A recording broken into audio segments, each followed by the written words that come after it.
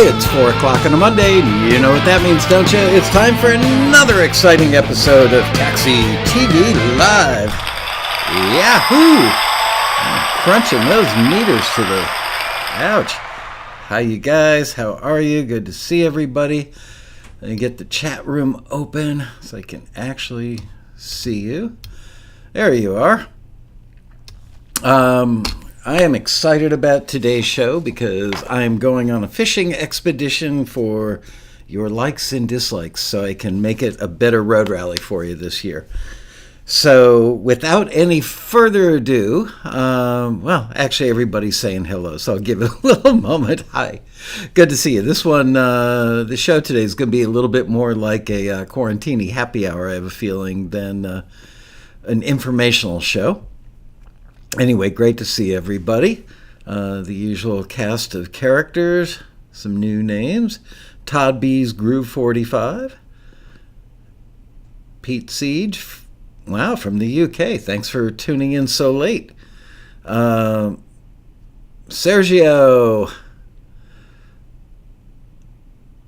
Robin Ravazzini. Trying to point out the new folks. Anyway, all right, so... I'm excited. What are we, like slightly more than 3 months out from the road rally. Always a scary time of year for me. And Alex Dillon. Hello, Alex. I would say that we've heard from a small percentage of people that they probably aren't coming to the road rally this year because of COVID. But the vast majority of people are like, I'm coming. And so I want to talk to you about what we're going... Well, first of all, let's do a little, what do you call it, a survey. Everybody who is coming to the road rally this year, type in a +1 right now. +1 on your keyboard. And Todd B's Groove 45 going. The hotel is booked.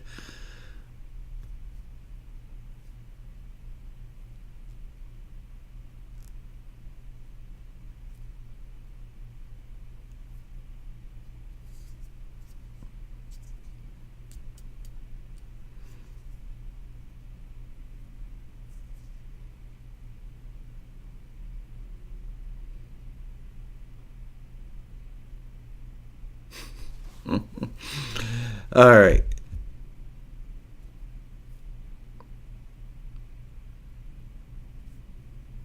Great. Okay. So, if you're not coming, and the reason you're not coming, the only reason, I don't want to hear about other reasons right now. If you're not coming because you are afraid of COVID, type in +2. Or if COVID is a concern, not you're afraid of COVID, like it's going to come and get you in the middle of the night. Hey, Pat Wara, how are you?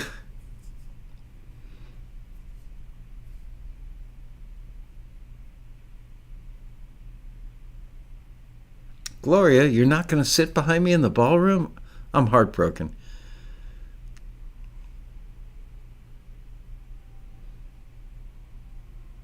All right, so a few people. It's 1, 2, 3, 4, 5. Kind of like the percentage that we're getting when the staff is doing call-outs. People are still concerned. Anyway, look, some of you know this. I've certainly talked about it before on some of the quarantinis, and some of you know me who know I can't talk today. Some of you who know me personally know that I'm not like germophobic, but I do tend to run up to my room at the rally and wash my hands a lot. I hate close talkers that get spittle on your face. I despise people who've been drinking and don't realize that they're 4 inches from your nose and spitting in your face. That freaks me out. Long before COVID hit, I would get on an airplane and I'd bring my own little wipies and I would wipe down, the tray table and the armrests and any buttons on my seat on an airplane. I was way ahead of the curve on that. I wipe down hotel rooms when I get there. I wipe down doorknobs, TV remote controls, toilet handles, faucet handles, all because I was staying at a pretty nice hotel, kind of Westin equivalent hotel in Nashville one time. And about second day that I was there, I got so sick. I mean, like really sick in the hotel. So nice about it. They were sending up food all the time. They would just, lightly knock on the door and say, "We left you some chicken soup outside." I think it's a stomach thing, if I remember correctly. Might have been a flu, whatever it was. I was really sick and ended up staying there for probably a week, isolated in that room. And it was like 20 years ago, easily 20 years ago. So way before COVID. And ever since then, I just routinely wipe down when I go to a hotel, wipe down all the surfaces because I don't want to get that sick again when I'm on the road. So I get it. So I want to tell you guys what we're doing to minimize the risk of COVID at this year's rally. And see if you guys have any additional ideas that are a good idea. So here's what we're thinking. Everybody pay attention now, kids.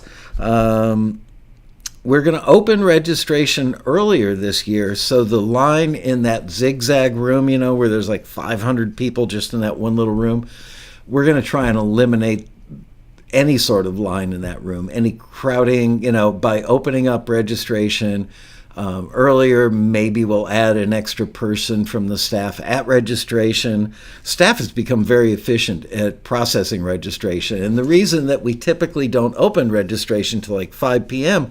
is the staff is running all over taking care of other stuff that they have to set up, anything like getting the ballroom ready to go, getting the classrooms upstairs ready to go, distributing stuff that we've brought from our warehouse and from the office to the rooms it needs to go to. So we're going to try and streamline that stuff this year and get it done earlier so that we can then open up registration earlier, thereby eliminating that line. I'm trying to keep up with the chat. You guys are really chatty today. Bumpy the Great, got to check on plane tickets. Oh, just tell them you're coming to the road rally. I'm sure the airline will be happy to make it free. Oh, man. I'm surprised. Domestic airfare is not as horribly expensive right now as international travel.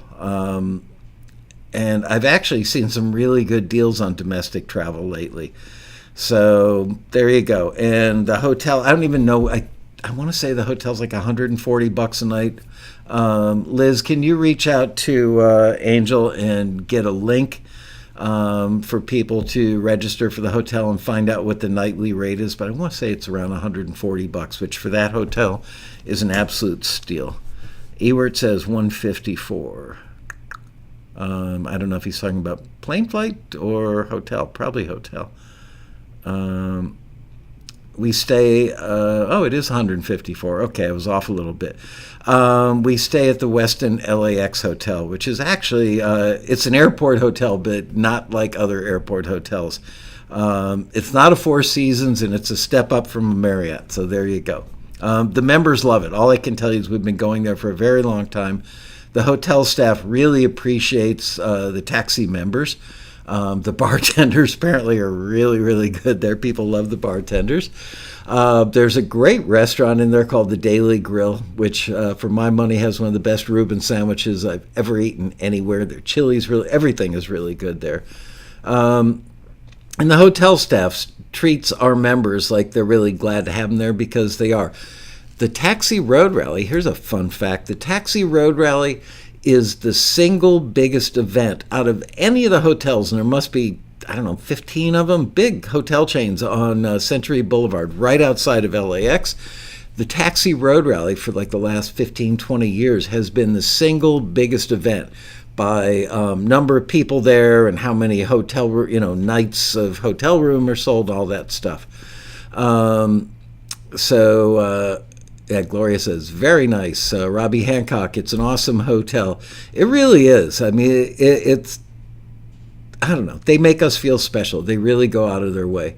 And I understand that the new general manager is very excited to meet us, greet us, and put his best foot forward. We've had mostly great general managers there. I can think of one that I really didn't like and got into a very loud argument with in the hotel lobby one year, but that was actually back in 2001.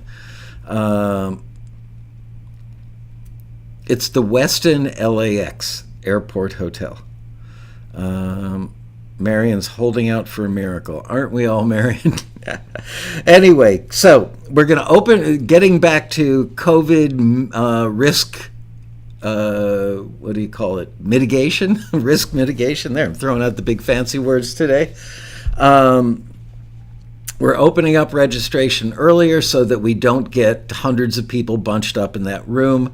And we are going to, hold on, I wanted to answer that. How many members were at the 2019 roughly? I'm doing this from memory. That was a long time ago. And we've had, the online stuff since, but I would say we had, I think, 2,200 registrants that year. Anyway, okay. So minimizing the line so that it doesn't get backed up in the room. That's going to be a biggie. Here's a big one. We are going to open up the fourth section of the grand ballroom. Normally we use that for other stuff. We've used it for booksellers in the past. We've used it for storage. Who knows? This year we're opening up the fourth section so the ballroom will be 25% bigger. And that way we can spread the seating out. So we are going to make it, hopefully we'll be able to, and I think we're going to be able to pull this off, add a little more space front to back between, like knee space, which I wish more airlines had. And hopefully we'll be able to set it up so that there is distance between people sitting there, so that you won't be shoulder to shoulder with the people next to you. So I think that's going to be awesome. Plus, as you all know, that ballroom has really good ventilation.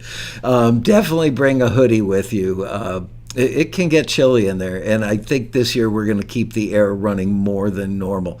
It takes a really, really long time to cool down or warm up a room of that size.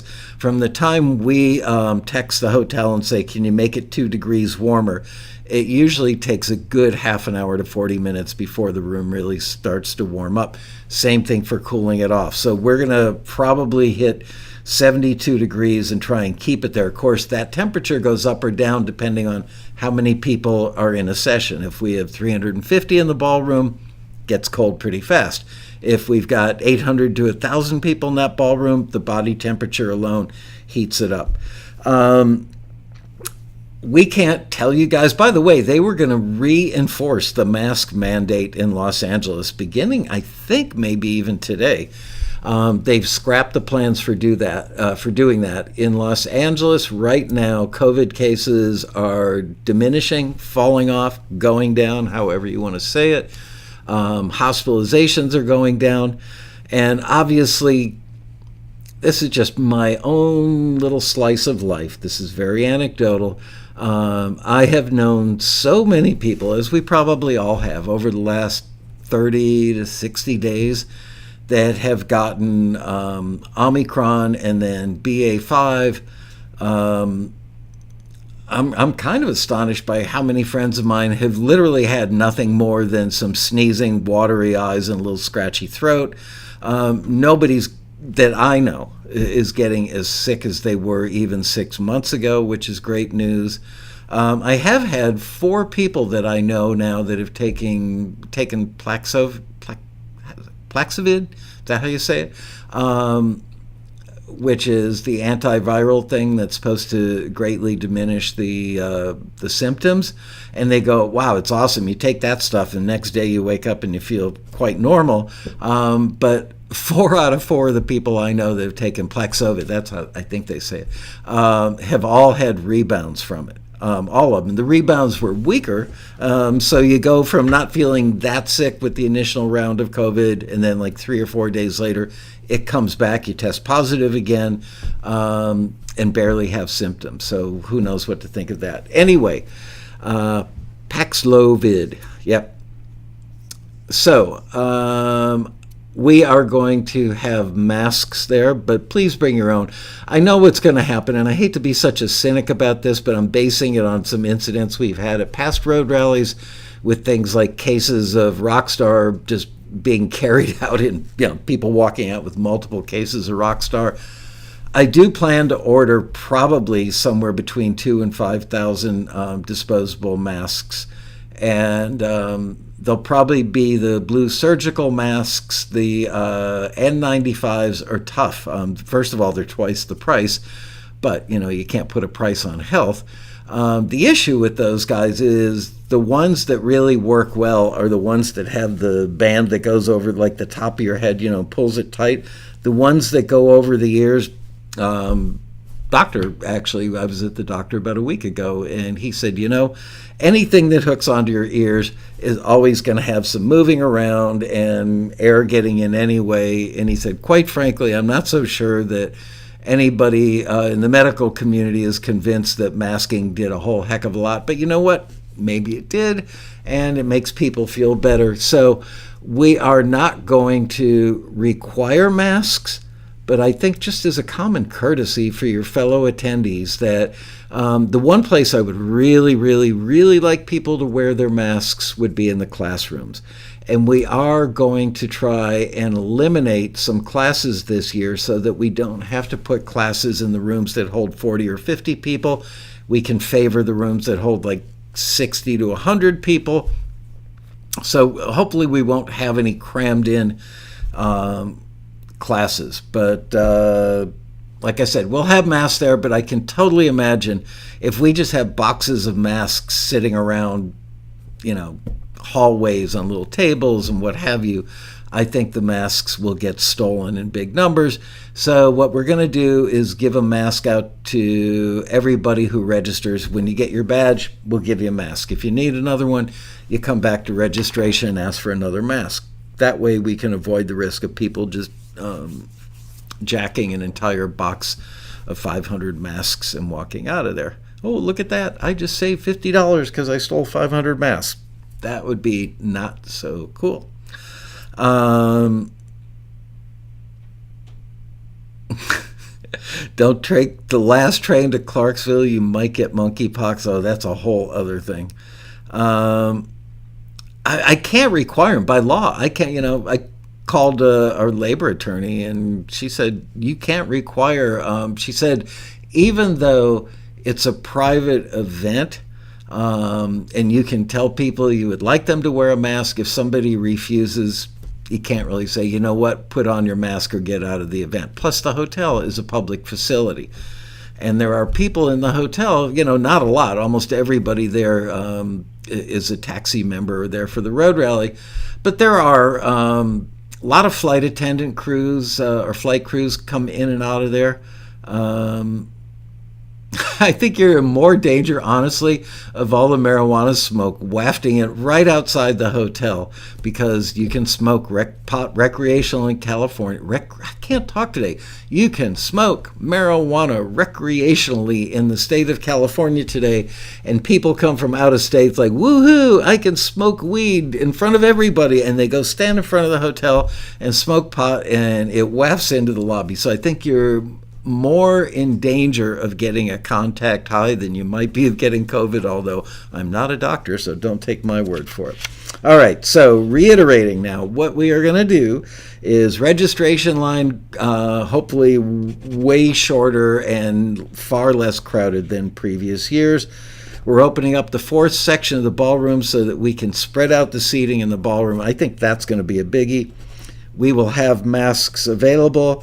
We will have hand sanitizer readily available. And honestly, I'm a big fan of sanitizer. Always have been. People, you shake somebody's hand, that's great. You don't give them a hug. You don't, spit in their face. You shake their hand and then you rub your eye, you rub your nose, you bite your fingernail, and bam, you get the COVID. Don't want that to happen. One-to-one mentor sessions.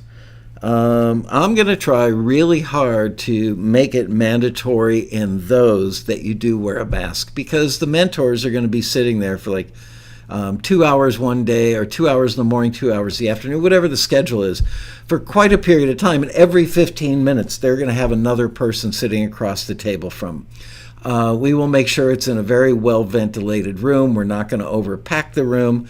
But I think face masks should be required there. And if I were a mentor and somebody sits down across from me and says, I'm sorry, I refuse to wear a mask, I wouldn't want to work with that person. So just out of courtesy for the mentors, please do that.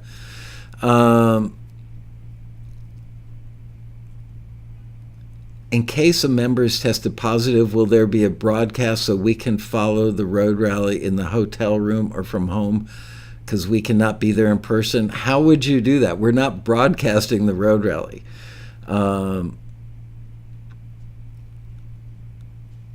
Elbow bumps are safer, yes. Very thankful we're keeping the mentor sessions. Glad to hear that you like that. One thing I'm doing is cutting down on the halitosis factor. No kidding. Hazmat suits, absolutely. Bring them on.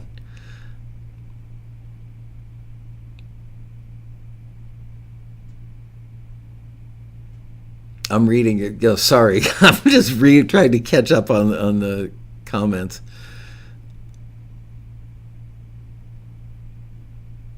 Oh, okay. So I haven't gotten to the mentor lunch yet, but I will. Another thing that I want to do is for people who want to drink but are leery of standing in the hotel bar, which can get pretty crowded. And like I said, people drinking tend to forget about space issues, you know? I hate close talkers. I don't care if they're drinking or whatever. I just hate people that it makes me dizzy when somebody gets like this close to me. It's like, dude, stand back. And I get a lot of that at the road rally. We're getting to the lunches. Anyway, you know that if you walk past the ballroom doors on your left, all the way down to the end of the ballroom concourse, there's a place outside that's probably 50 feet by 70 feet, I would say.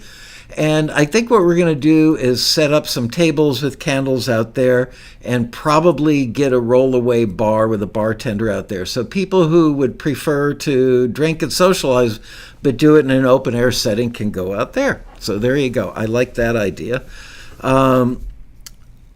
I hope that, it costs us some ridiculous amount of money. Every time you see one of those little roll-away bars, which we do one upstairs at night when the open mic and the jam sessions are going on, the hotel charges us like $500 a night plus another $200 for the bartender. We don't make anything off that. It's not like they're giving us 10% of whatever they sell. So I hope if we do that bar outside and we're spending the money on it, that people actually go out there. If our experience is on the first night that we get a small trickle or nobody making good use of that outdoor bar, I'll kill it for the subsequent nights, just because why would I want to spend that kind of money for something that's not getting used? Okay, let's see. Okay, Eat and Greet Luncheons. I would love suggestions from you guys.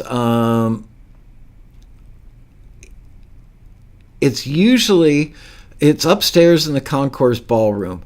That room will hold 500 people seating like theater style in chairs. I think it's good for 350 rounds, tables. They call hotel language, they call them rounds of 10. So we typically do the Eat and Greet Luncheon, which is very popular, always sells out on Friday and Saturday. And we do 30 tables of 10 people each, and a mentor. And the mentors rotate from table to table every 15 minutes. So that's 330 people in the room. So here's what you need to know, is in order for us to do the road rally for free for you guys, we have to sell a certain number of lunches. We make no profit on them. If it costs you, whatever it costs you, all that money, 100% of it goes to the hotel. So that's how we get things like all the classrooms, the ballroom, and basically get to take over the hotel.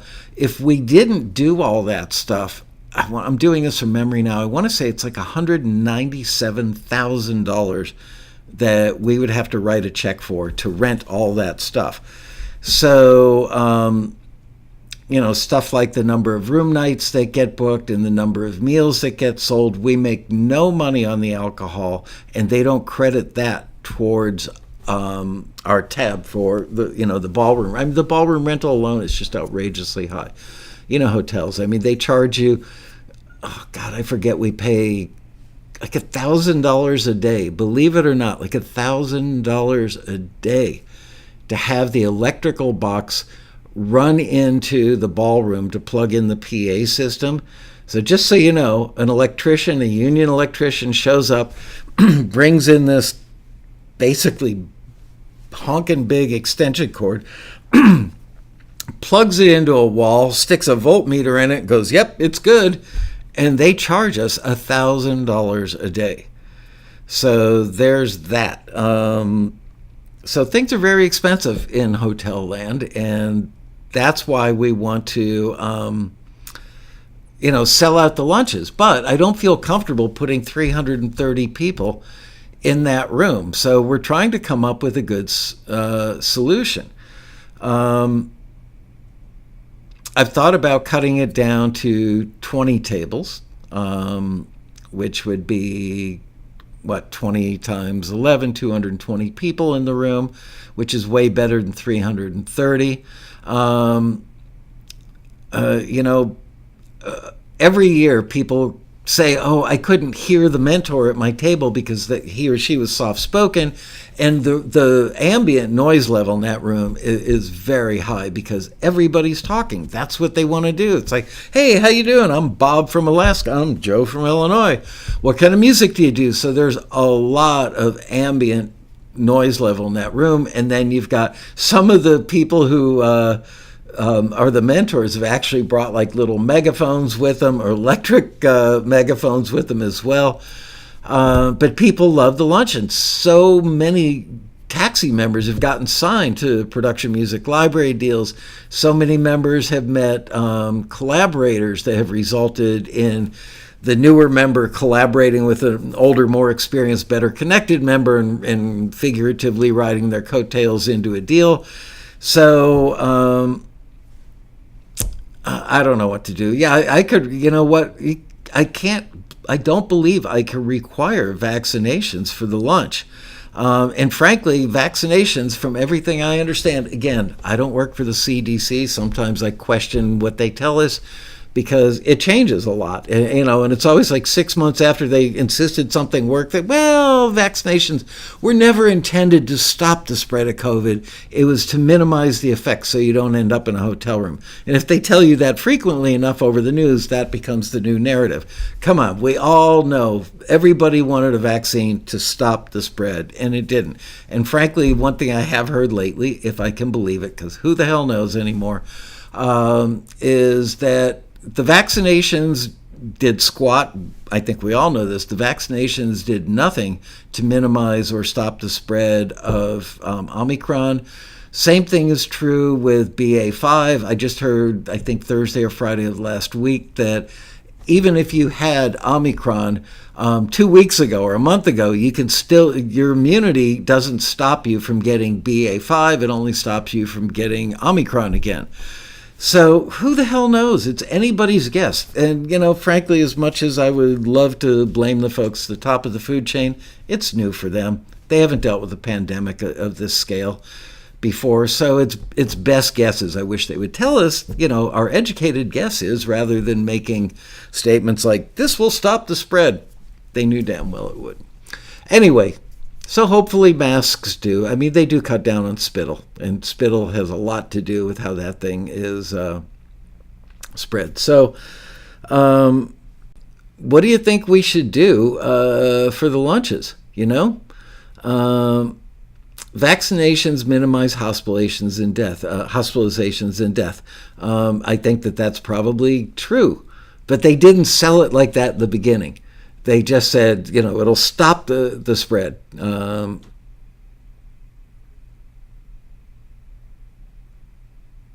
I don't know if that's true, Martin Gravel. Any vaccine have never stopped the transmission. The polio vaccine wasn't there to minimize, get a lesser infection. It was to stop polio. I'm sure there have been others.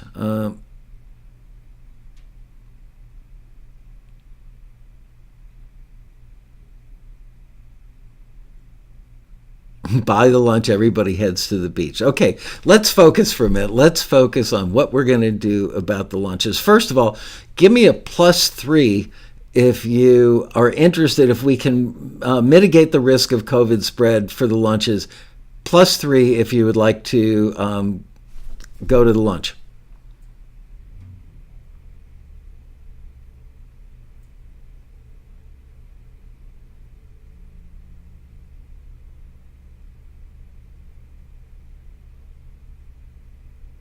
Down the spittle.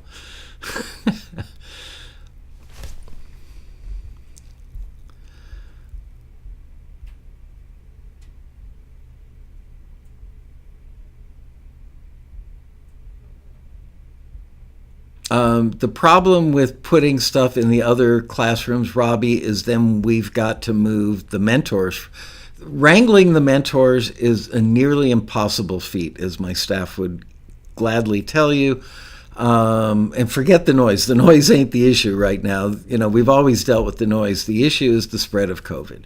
And so, taking out 30% of the tables and moving them to smaller classrooms around there is just going to make it. Okay, so now we've got to get 5 of the mentors from the bigger room and move them over to that room, and then we got to get those other 5 and move them over there. But now we got to get the 5 that were 15 minutes ago in room C back to room A, and the 5 that were in room B back to room A. Nope. I love you, Robbie, but that idea sucked.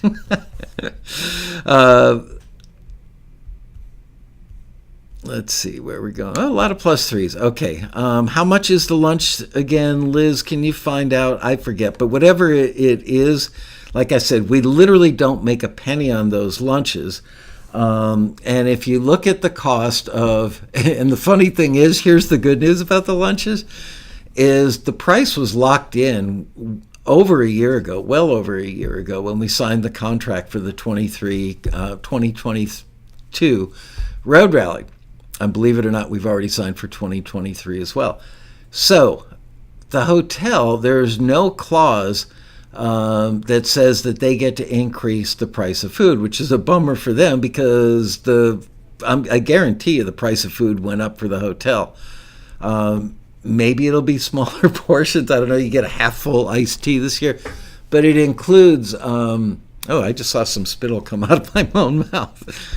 It includes an entree, a couple of sides, a salad, iced tea, water, or something else, and a dessert as well. I want to say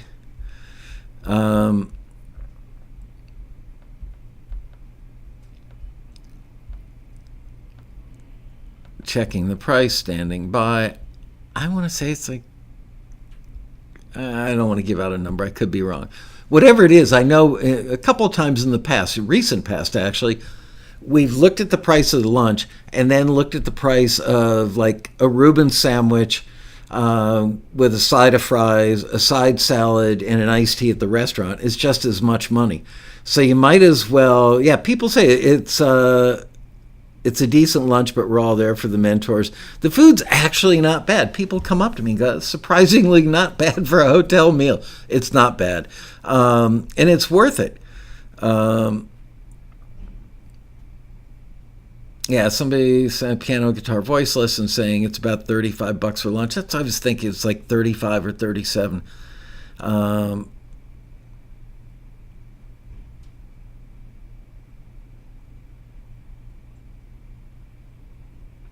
Amenities can be billed to your room, but the luncheon has to be paid for in advance. Otherwise people would say, I'm going to go, and then not show up, and so no. And it includes a tip.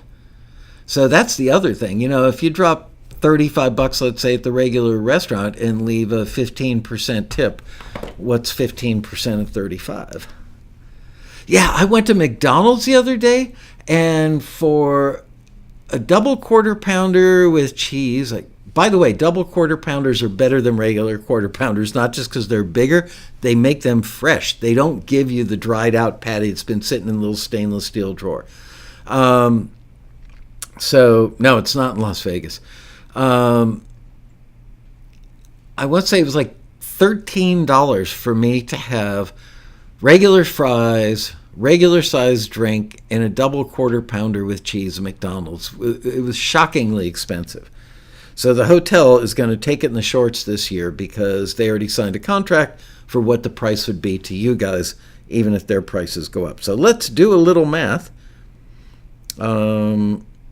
35 times 15% is $5.25. So you're saving a $5.25 tip if you would tip 15%. I haven't eaten at McDonald's in many years. Oh, it's gotten so much better. I don't eat there often, but my mother-in-law, for some strange reason, for Hanukkah last year, sent me a $100 gift card to McDonald's. So I had to use that up. I would say I go there probably 6 times a year. It's like, when you work late, road rally season, I go there a lot because I don't get out of the office a lot of times till 9, 10, 11 o'clock at night. And I don't want to go home and start making a dinner or, have my wife cook and clean up for me at that hour. So I'll stop and hit McDonald's.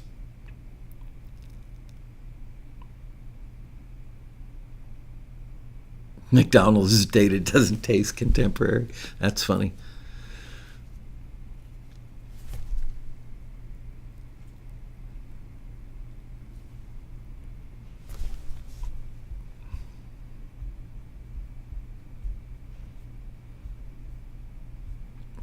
I'm looking to see if Liz got the price. Did Liz post the price yet for the lunch?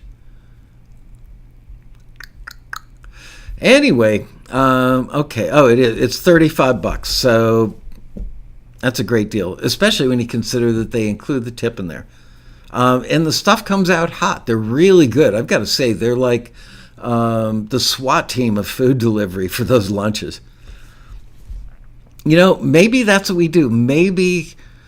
Maybe we bump it up by $2 or $3 a plate this year so that we don't have to have as many people. That's a possible solution. So, Liz, can you please make a note of that? Is just slight increase to the price so that we can have less people. We thought about doing it a third day. The problem is we don't have mentors on campus, if you will, on Sunday because we're not doing one-to-ones on Sunday. So we would have people that would be driving from all points in LA. A lot of the mentors for the Eat and Greet Lunch would come in just for that lunch. They're not going to do that. They're not going to spend an hour in traffic each way.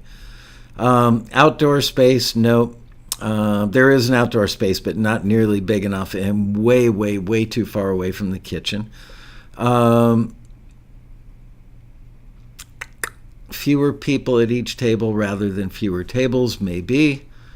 I remember one year at a previous hotel before we moved to the Westin, they didn't have enough room to do the lunches, so we put down green fake grass in the underground parking or the parking structure at the hotel and white lattice work and some cool lights.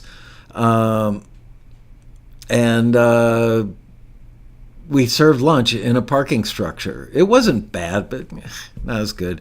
Robbie, so I added a post above. What about breakfast, lunch, and dinner sessions? Getting the manpower and coordination it would take to do that, Robbie. See, that's the problem with the rally. We've got this thing down to a science. But yeah, putting on those lunches is actually really hard. We have to spend a lot of time. People try and sneak in because they can get a free meal for, a $35 meal for free. There's always somebody being a jerk at the door. Some years really bad. and wrangling the mentors and having the mentors there for full days like that, with periods where, they might have a panel in the afternoon and they're assigned to breakfast in the morning. Just coordinate. I've always said it's like having, it's like 3-layered chess. The road rally is best thought of as 3-layered chess. If you move something on level 1, it's going to affect things on level 2 and level 3. And then we have to have the staff available to make all those moves happen. Trust me, left to their own devices, panelists, mentors, teachers for classes, it's astonishing how much staff time goes into moving things around. Oh, and now I've decided at 2 minutes before my class is supposed to start on the second floor of the hotel, can you get me speakers and a screen up there?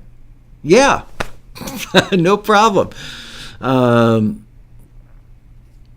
Pizza's over $20. Pizza's over $20 everywhere. It has nothing to do with the hotel.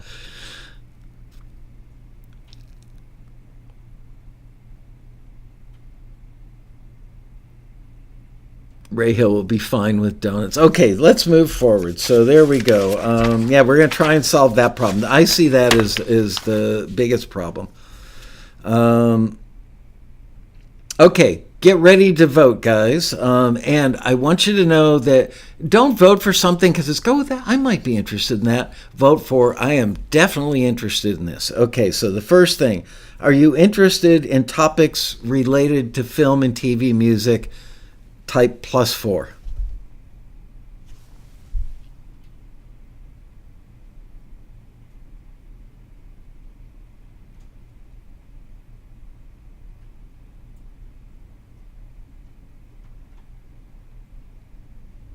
Okay. Very popular. No surprise whatsoever. Okay, that one gets a check mark.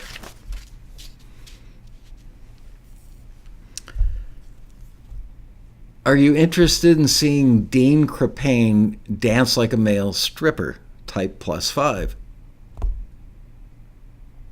Notice how I did that totally straight-faced, Dean. No, Dean is definitely not dancing as a male stripper.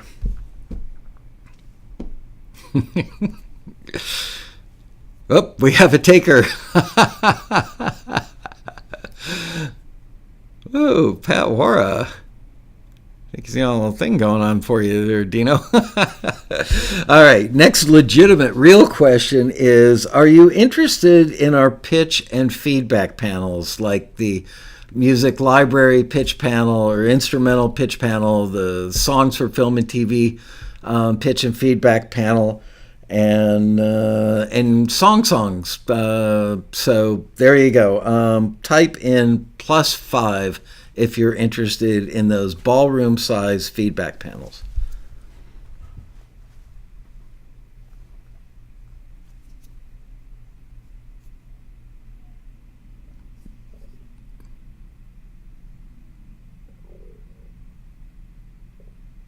Okay, I can see those are still very, very popular. Okay, check mark on that.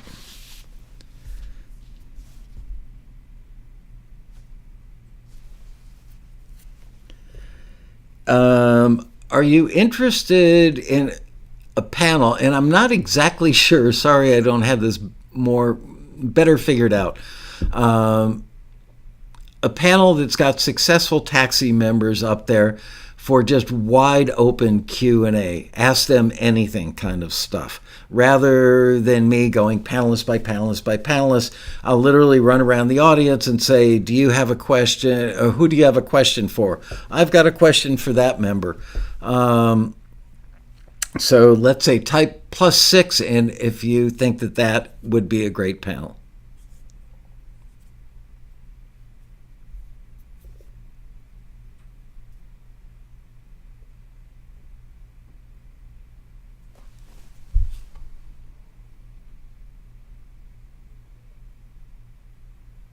I saw that you anticipated the number, Marion. And I anticipated that you anticipated.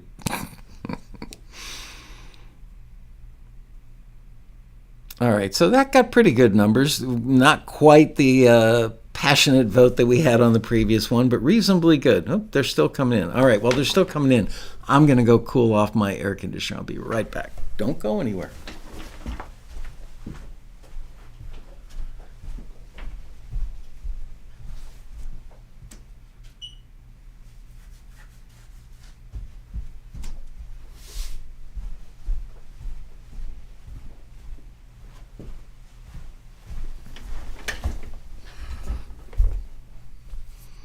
Your screen glitch was the question. The question again was, I'm thinking about doing a panel with successful members where it's just a wide open Q&A. Of course, I'll moderate it and I'll run around with a microphone. We'll have people line up probably in the center aisle of the ballroom and ask their question, and they can direct their question to the member. And it's tough because, as time marches on, we have so many members who have become successful now. And I don't want to keep repeating the same people every year. But some of the guys, like, you put Matt Vanderbo on anything, and the guy, he's just plain delightful, and he's a great communicator, and he tells it like it is, and he's really funny. So it's like, I gotta have him on there. But we have a lot of more recent members that have also found success, and so I'm gonna try and come up with a mixture.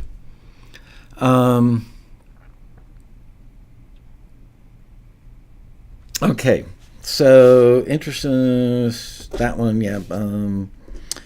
FAQ, got it. Okay, are you interested in topics related to songwriting? Not for film and TV, but songwriting for radio and records. Are you interested in that?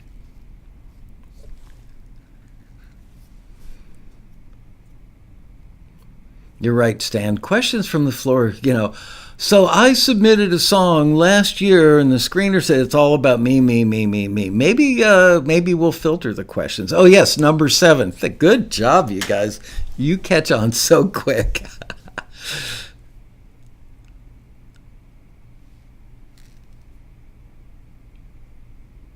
By the way, while you guys are voting for that, I'm really excited. Out of all the screeners that have worked here over many, many years, which we're approaching our 31st anniversary, where the heck did that go? Oh, Michelle Bell was a screener here. She's been gone for a couple of years, pre-COVID. She got a job at a mid-sized publishing company, and she is now the head of music publishing at Rock Nation, which is owned by Jay-Z, and the artists that are signed to their label, pretty staggering. The artists that are signed to them for management, unbelievable. And she is the head person for music publishing there. And she was a Taxi screener, and she's been a successful songwriter with real cuts with huge artists. The woman has done it all and is one of the nicest, most giving people to ever grace, the screening room. That didn't sound very, sexy, but anyway, she's awesome. So she's going to be my keynote this year because she can talk about, intelligently speak about writing hit songs for radio and records, writing songs for film and TV, getting out there and humping it, trying to get songs placed in film and TV, all that stuff. So I think she's going to be pretty awesome as the keynote. And giving Alan Parsons a little more time, in case you missed the show where I mentioned this before. Alan Parsons, obviously a legend, has agreed in principle to come to the Road Rally and do a thing kind of like what I did with Ken Colley a few years ago, which I think turned out great. At least I thought so. I think you guys loved it. Anyway, Alan would like to do it. He had a back problem which resulted in surgery that screwed up his touring schedule. And so his touring schedule is being restructured as we speak. If he does not have to be someplace very far away, then, like I said, in principle, he's like, yes, I would like to do the rally. Let me see how the touring stuff pans out. So with any luck, we'll have him there. And I actually have a backup in mind if we can't get Alan to do it. That Fleetwood Mac stuff was wonderful. Still is. Yes, it is. Riney Bears can't do his hair and nails. For Alan Parsons, really? Yeah,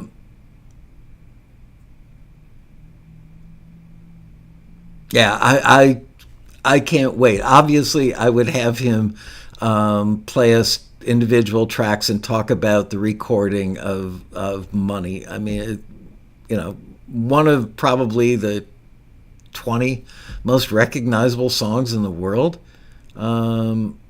I would think so. Anyway, and if I can't get Alan Parsons, I'll get somebody else wonderful, but I've always wanted to have him at a road rally. Hopefully this will be the year. If not, we'll do it in a subsequent year. Okay, so we got a good response on topics related to songwriting as they relate to radio and records. How about, okay, this will be number 8, type of +8. If you're highly interested in topics related to getting signed as an artist to a record label.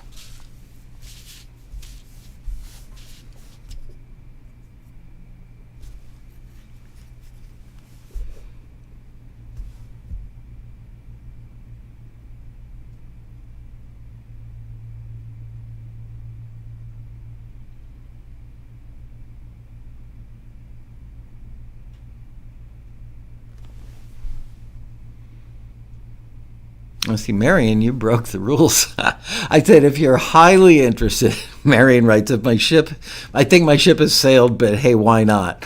I actually reached out to Snuffy Walden some years ago, and he was like, I can't do it this year, but keep in touch. So I'm pretty sure I could get him.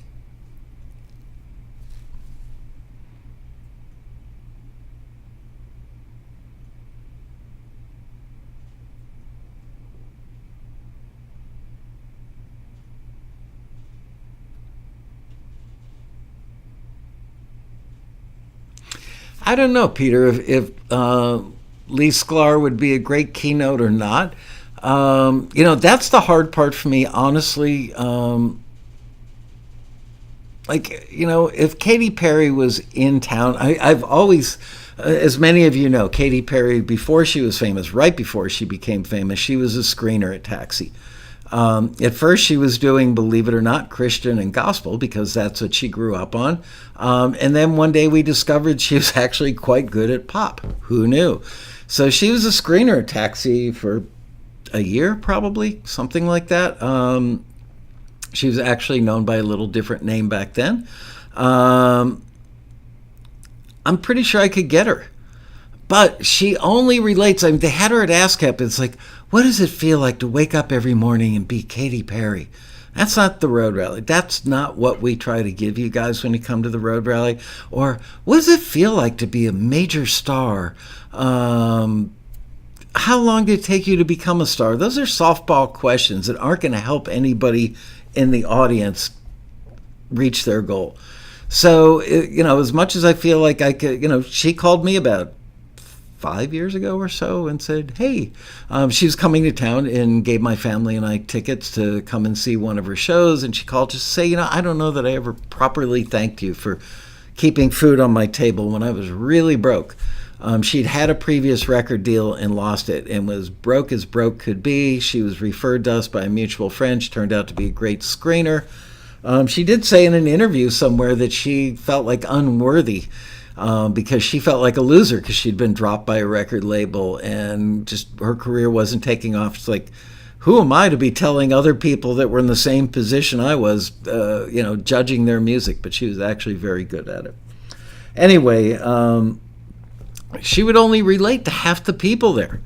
That's the thing that I worry about. When booking somebody as a keynote, you want somebody that's got broad appeal for everybody.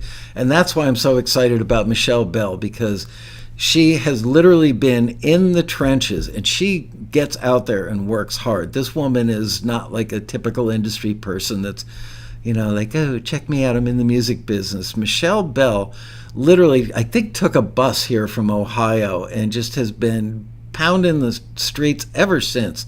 So she really knows from the ground up, and now she's, like a really high level position in a very influential company. So she can cover all aspects from all levels. And she was a taxi screener, I want to say, for like 3 or 4 years, and did a lot of screening for us. All right, I didn't watch how many +8s there were, but Liz will tell me later. I've got her tracking the stuff as well. Okay, wow, I got to pick up my pace.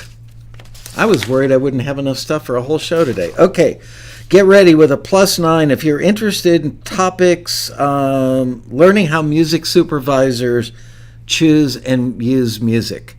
Remember, I've done it a couple of times now with an editor. She was awesome, Laurel Ostrander.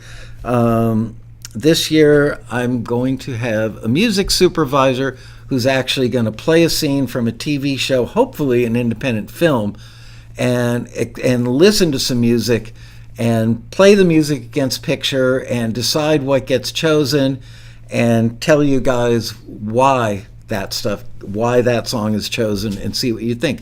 I had lunch with the supervisor 2 Saturdays ago, I think. And we're actually talking about doing it where you guys vote. Would you put in song A, song B, or song C? And see how close you get. All right, well, that one's very popular, so that's a big check mark. Are you interested? This will be +10. In topics relating to audio engineering and production.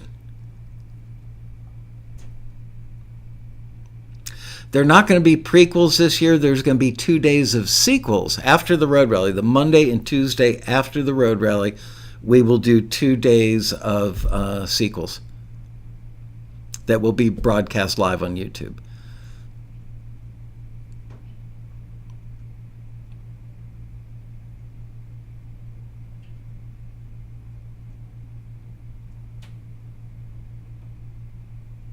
Okay, engineering and production, very, very popular.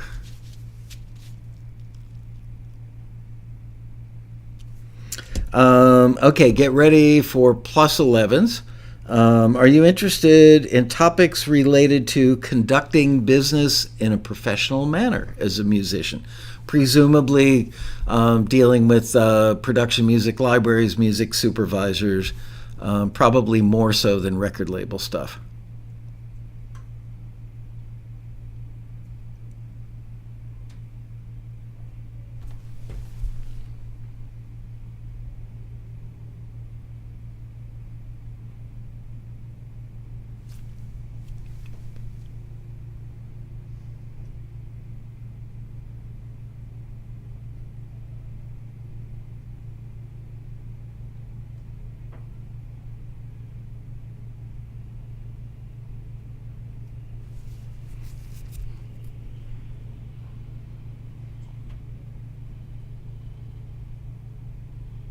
In answer to your question, Elizabeth Usher, I don't know that, I don't love that idea, frankly. I mean, technically, it's your past to do something with. The whole reason we want people to bring somebody with them is to either bring a spouse to get them enthused about the career that you're pursuing, bring a co-writer, collaborator, so that they can learn along with you, or a bandmate, for instance. I've had this happen a few times in the past where somebody said, I can't make it. Can I give away my ticket and my guest pass to somebody? I don't know. It just seems a little unseemly to me. I don't know. Honestly, I don't know. Peter Rahill, I love the title, Don't Be a Jerk 101. Okay, so that was a good one. Wow, so far you guys pretty much love everything. John Asher is currently screening for Taxi. Yes, he is, Arena. Are you interested? Okay, this will be number 12 +12. Are you interested in a panel about music for advertising? Plus 12 on that one. Yes, you can bring somebody, Anna. Everybody gets 2 passes, one for them and one for a friend or collaborator.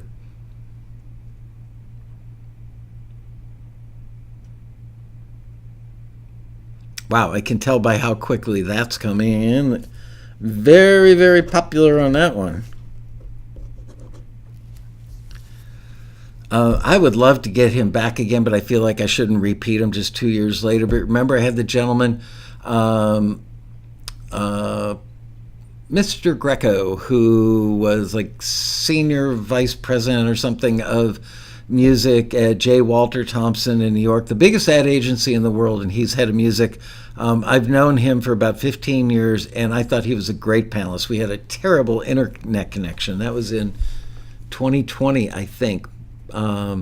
Anyway, I thought he was great. If I could get him to fly out, I would love to have him reprise that again. Although I don't like getting the same people all the time. But when you get somebody who's really, really good, that's the scary part. Do I go with the person who I know was a big hit and gave over great information, or do I get somebody new to have a new face? I always wrestle with that. Are you interested in music production software? Plus 13.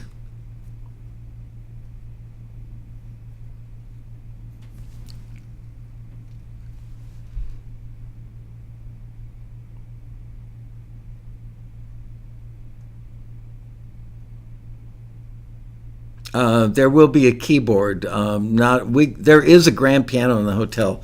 They don't like moving it because somebody hurt their back once. They ended up having a union problem and a lawsuit, so they're a little weird about the piano now. All right, so music production software, moderately popular.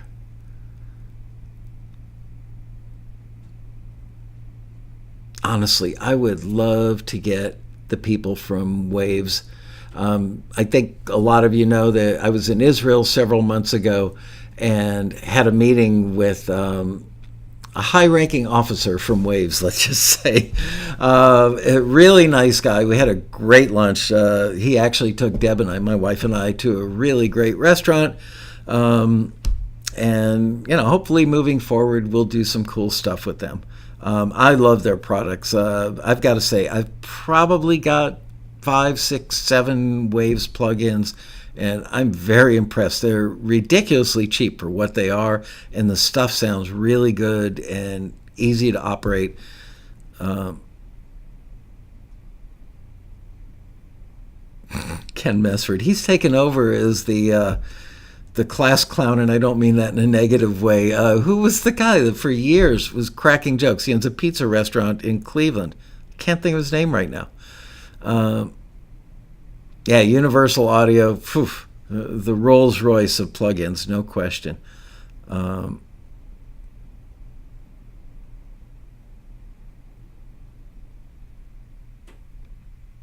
Nope, I haven't had Tom Meadows, the owner of Big Fish Audio. Scott Hansen, thank you, Marion. Yeah, where is Scott Hansen? He got one really good deal, if I remember correctly. Then disappeared.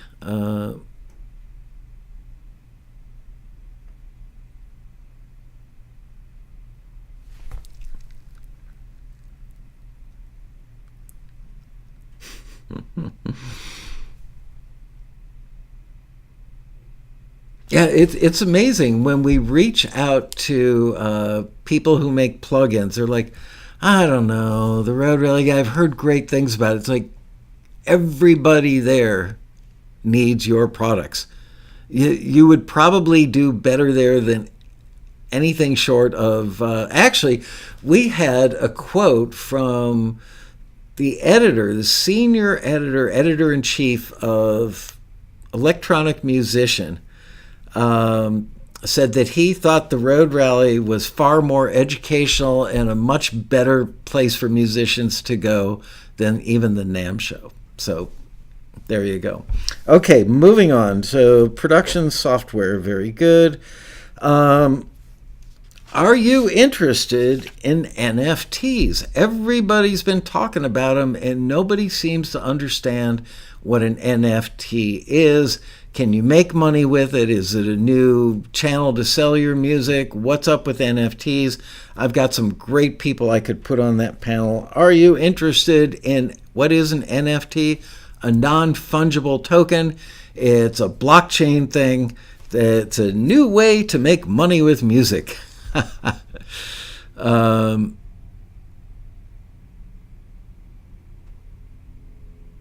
Type plus 14. Wow, a lot of you guys don't even know.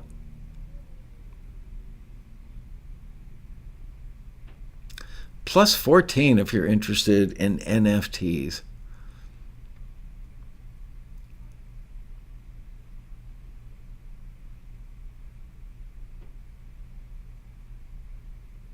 Oh, it's not risky. You're not investing in it. It's not like buying Bitcoin at all.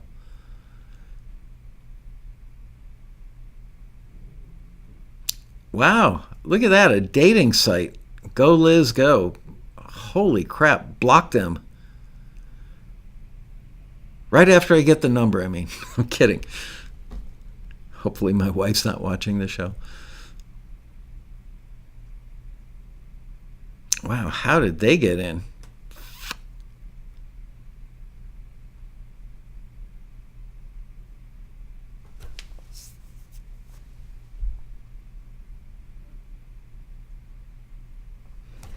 All right, NFTs, I'm going to call that moderate.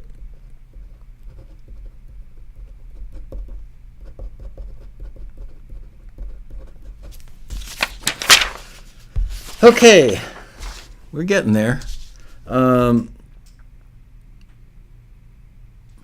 Okay, get ready with a plus 15.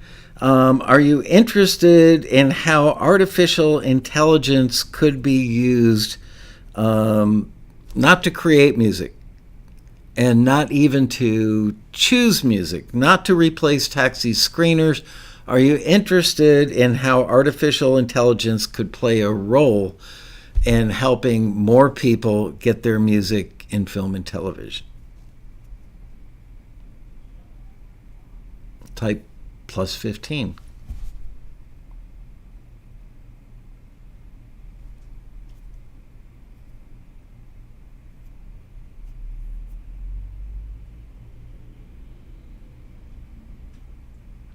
Will there be vendors? Yes. Hopefully our sponsor salesperson is working on that now, and we're reaching out to some of our regulars as well.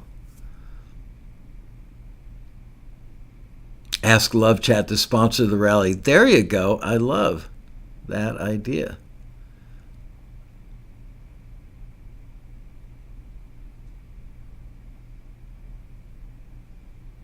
Yeah, again, this is not artificial intelligence to create music. And there have been all kinds of companies now for like 15 years that have used AI to pick hits. You know, their thought was that A&R people at record companies could be replaced by bots that would say this song has an 85% probability of being a hit. That's not what we're talking about here.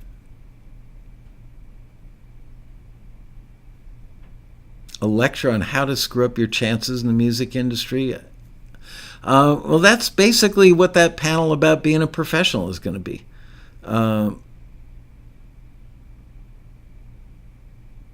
I hear in Japan they are replacing women for widely duties.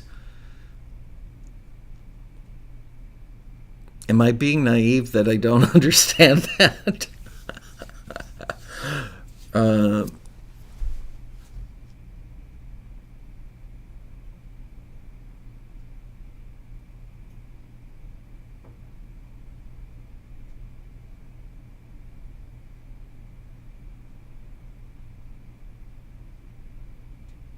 Oh, wifely duties. Now I get it.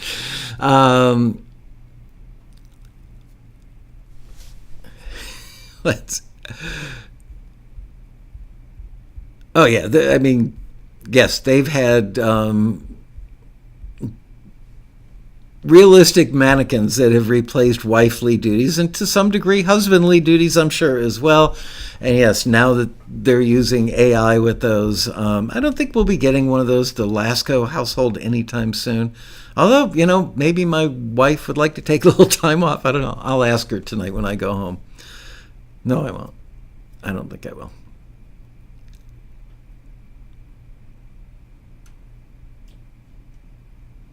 I remember Cantometrics. As a matter of fact, one of our screeners who had been, she was vice president of A&R at Wyndham Hill, I believe, and after that job, and she was also vice president of Classical, Sony Classical. Anyway, she worked for us as a screener for about a year and a half, and she left to go work for Cantometrics. I've got their business plan. She sent me a copy of it. Blow-up dolls have gone modern.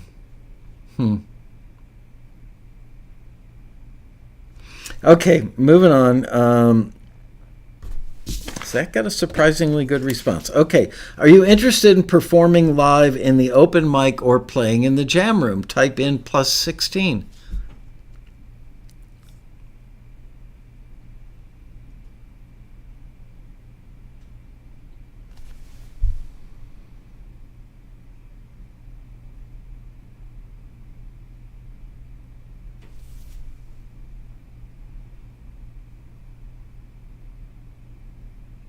You do have to go, Rusty.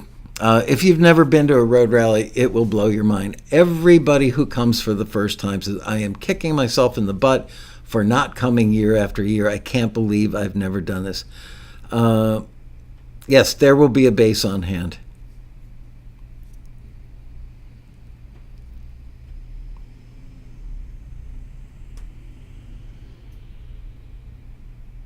All right, good to know. Yeah, that was the surprise at the 2019 Road Rally, which was our last in-person Road Rally.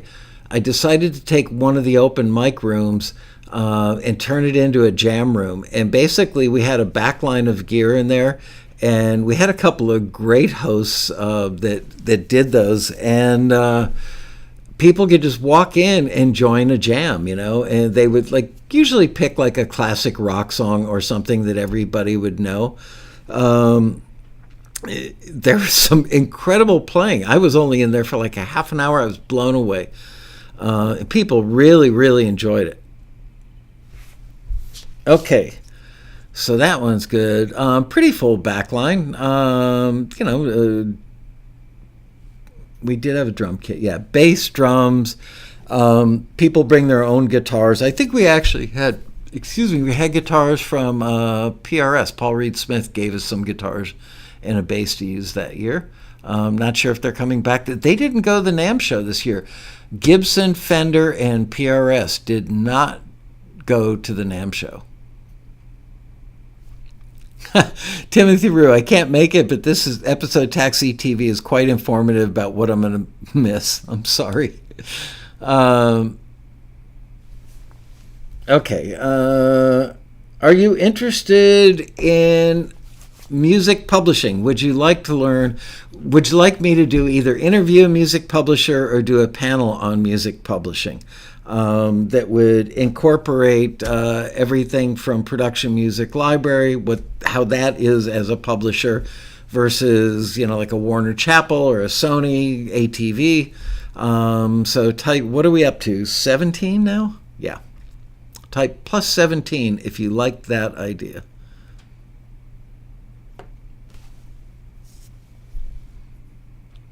Yes, I still want to do something with the Quarantini family. And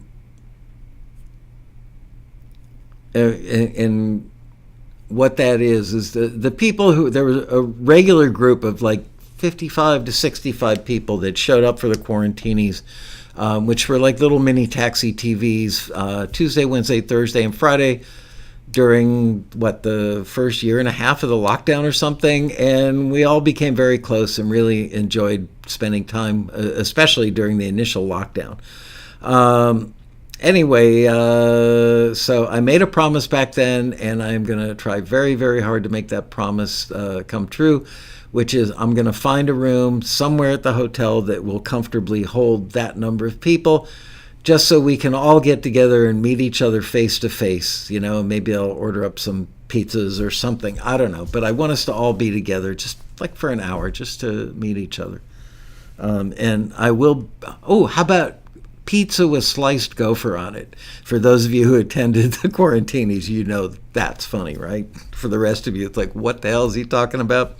Hey, you missed the Quarantinis, you don't know.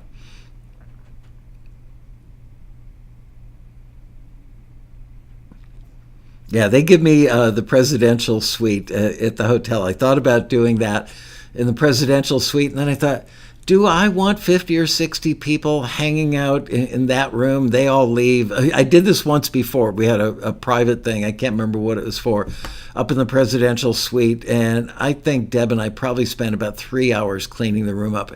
And that was including a couple ladies from the hotel came up to help us clean. They were taking like all the dishes and stuff out of there. Oh, I know what it was. We did not an open mic. We did like... I think we had 5 taxi members do showcases for about 10 or 15 people from the industry. So it was a high-level private industry showcase up in the presidential suite, and man, oh man, what a mess got made there. Gopher and tomato pizza. Yeah, a little basil on that. Mwah, nothing like gopher with basil, I always say. All right, so...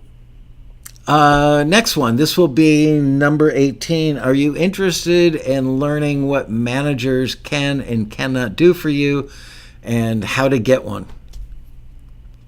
I don't think that's a main ballroom panel, but I'm pretty sure the classes for those have been good in the past. So plus 18 if you're interested in listening to a manager. What you can expect, how to find a manager, what managers expect from you as an artist, etc., etc.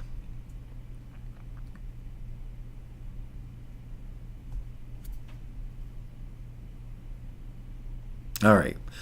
That's definitely a class, not like a huge amount of interest in that one. But for the people who are interested, we've got some good managers to talk to you. How many of you, this will be plus 19, how many of you want to do a one-to-one, a free, by the way, I just saw another place that's offering one-to-one mentors for $50 a head. We do it for free at the Road Rally. If you're interested in having a one-to-one mentor session at the Road Rally, type plus 19. I believe we're up to 19.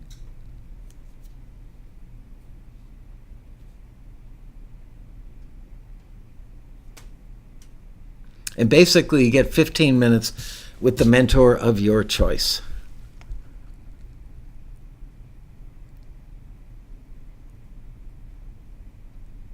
All right, still as popular as ever.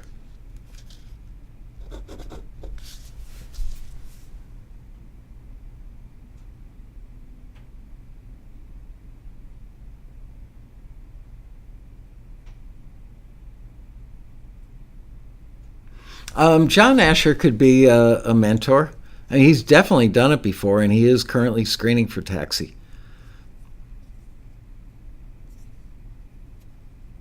Yeah, you know, it's first come, first serve. First come, first served.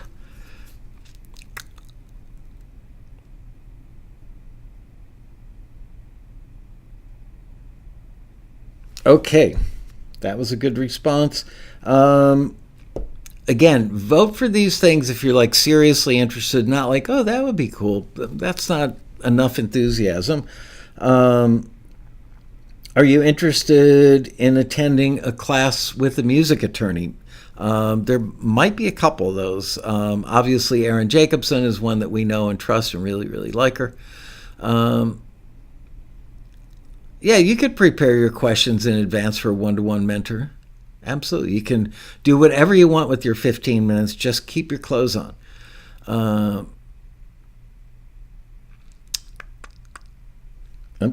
I guess we're up to number 20 for that one, right? I love you guys. All right. Music attorney, very, very popular.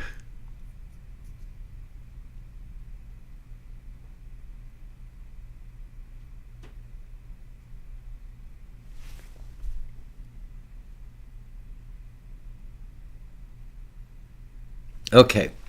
And one more. Are you interested? This will be plus 21.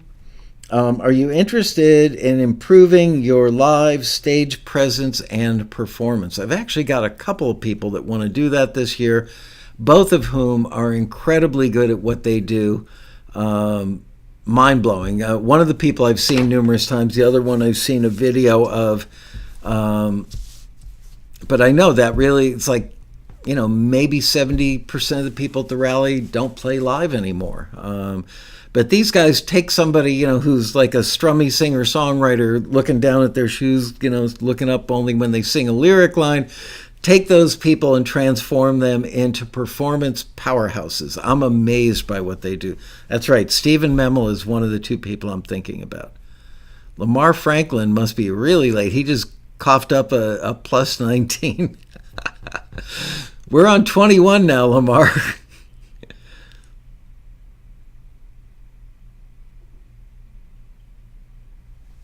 All right, so, wow. Frankly, there's a lot of interest and a lot of stuff. All right, and now we have 9 minutes left. So this is what I would love from you guys is make suggestions. And if you're going to ask me a question, type the word question in all caps so I can see it pretty easily. And if you have a suggestion for a panel, write panel in all caps. Now remember, a panel should be something that's held in the grand ballroom. There's like 800 to 1,000 seats in there, depending on how we set it up. Is the thing you're thinking of something that many, many members would... I get really upset, bummed out is a better word for it, when we have a panel that everybody's like, yeah, I want it, and then we get 200 people in a ballroom. So if it's an idea for a class, type the word class in all caps and tell us the idea. If it's an idea for a grand ballroom panel that appeals to a broad swath of people, type panel in all caps. If you've got a question, type question in all caps, and I will do my best to answer.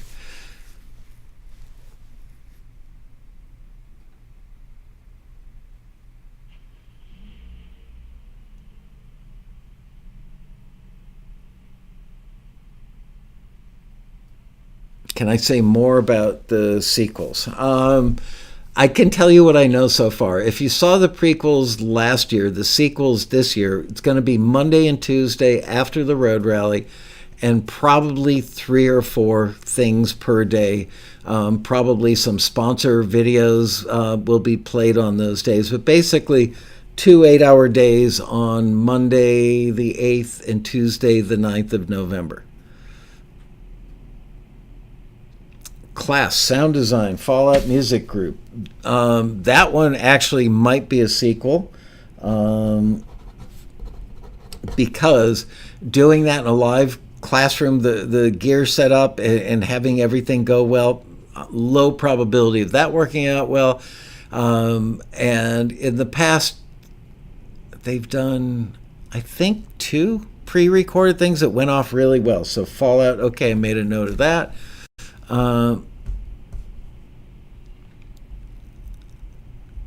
Panel, have a screener panel with the head of the department.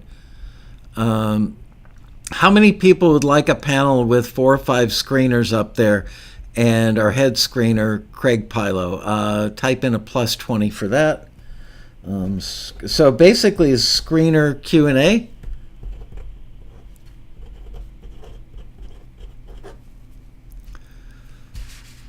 Panel financial management.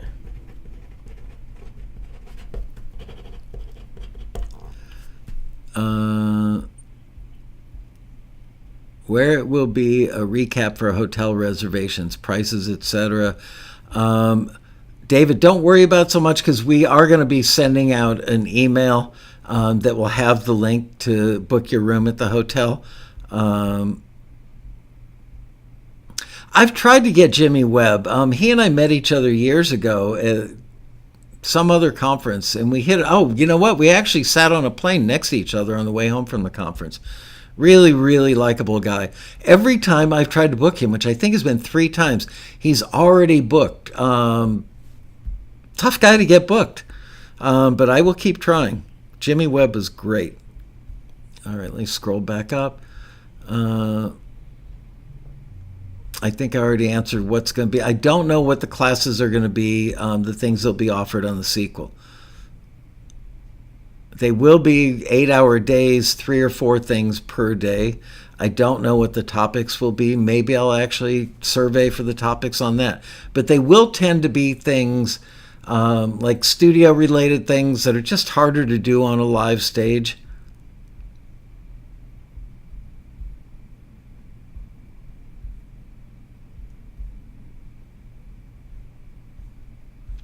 Trying to get caught up with you guys. Wow, wow, wow.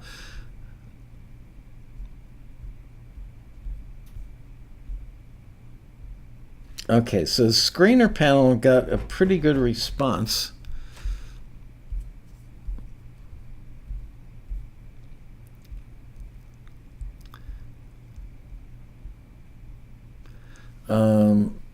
Okay, I'm going to call that DAW 101, and I know the perfect people to teach a class for that. Orchestration.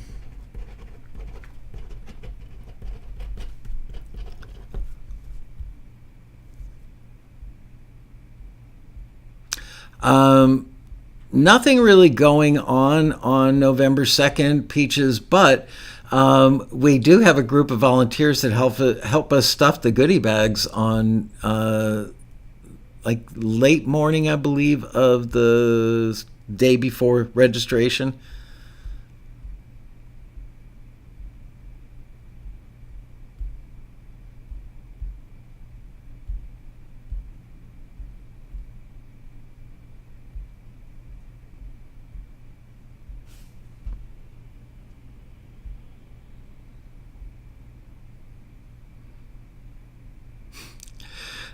Jam session with head screener. Boy, you guys really like Craig Pilo. I'll have to tell him he's popular. And luminary players. You know, we did that one year in the main lobby right after 9/11. We took over the entire lobby of the hotel. They were not that thrilled about it, to be honest. And who did we have? Oh, Jeffrey Steele. Who, you know, one of the great country songwriters of all time and a great performer. And I put together a band of taxi screeners that were all like A-list session players. And Jeff said to me, well, that's okay. I can do it with just me and my guitar. And I said, now I've got these great players. He goes, they can't be as good as the Nashville Cats. And I said, I know Nashville's players are the best. Trust me, these guys will be great. So we actually paid the screeners to learn the songs, have several rehearsals. We set it up, and Jeffrey Steele was blown away. The audience in the lobby was blown away. The hotel loved it, but my favorite part was seeing a group of adorable Asian flight attendants. I have no idea what country. I can remember what they look like. I think it might have been JAL, Japan Airlines, and they were all dancing to Jeffrey Steele in the lobby. All of them lined up in their uniforms. It was really funny, really cute.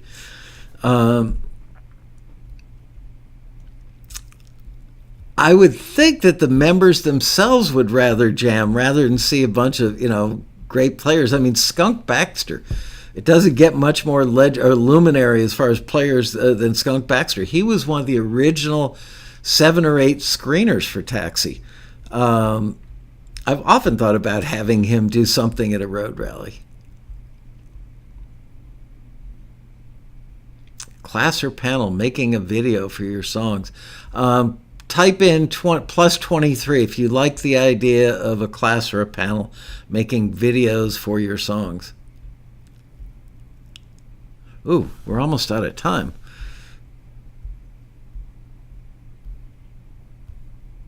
Oh, let's not. I don't know if Pilo's got a lot of charisma. Let's not get carried away. I'm kidding. I hope he's watching right now. He's a great guy, and he's very direct, but, you know, it's like heartfelt. He's not like, hey, you suck. He's like, this could be a lot better, and here's what you should do. He's a great head screener. 108 watching, only 33 likes? Come on, you guys. You're right, Marion. hit that like button, please. Doesn't cost you anything. It just makes YouTube like us better.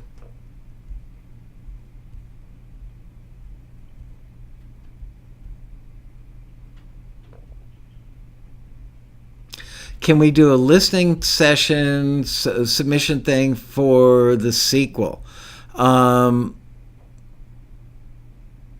Maybe. The problem is I'm going to be doing this without our $3,000 a day video guy. I'm going to do it like we do normal TAXITVs.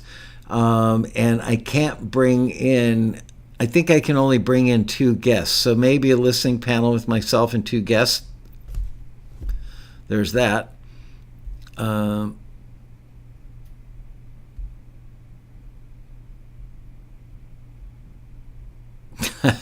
Taxi Screener All-Star Jam with Katie on vocals. There you go.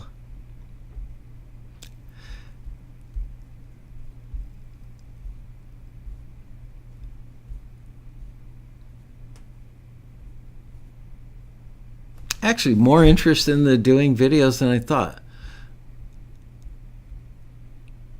Oh, Mark, I've been to the Key West Songwriters thing. I've been there a couple times. Remember Ralph Murphy, who passed away a few years ago from ASCAP? He's one of my closest friends in the world. And he and I have gone to that a few times together.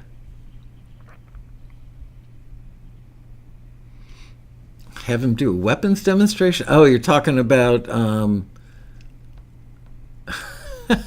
No, I don't think we would do that at a road rally, but you're right. Skunk Baxter actually consults for the U.S. government on security issues.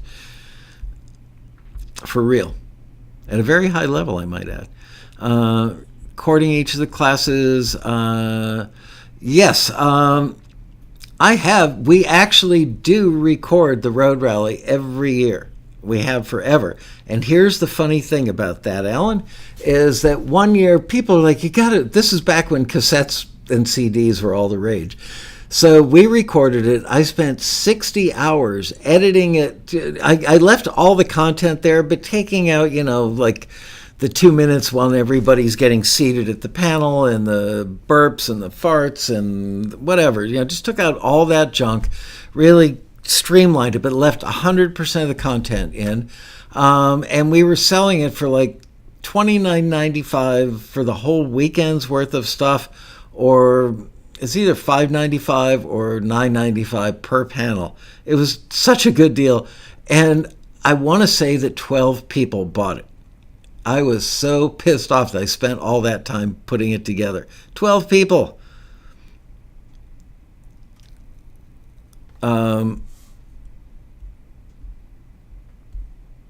I can't say that I won't ever do it again, but it felt like kind of a fool's errand. Honestly, I was very disappointed.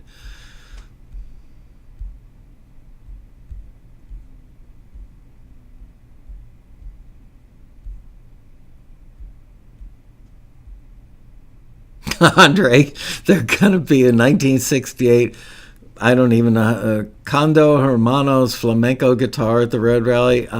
Sure, no problem. I'll call Cartage and have him bring one right over for you, buddy. Oh, man.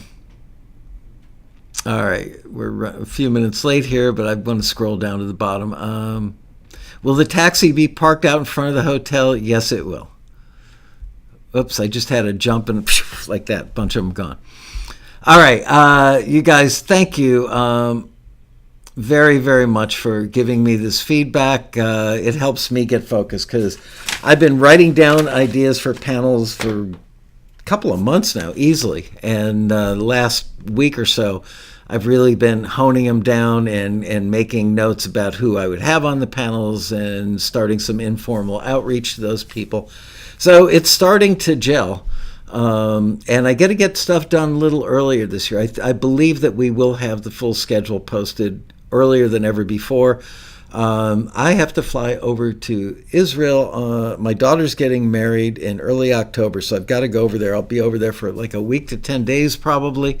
So I'm trying to get all this stuff buttoned up before I leave for that. So challenging year for moi, but it's going to be great to see everybody again.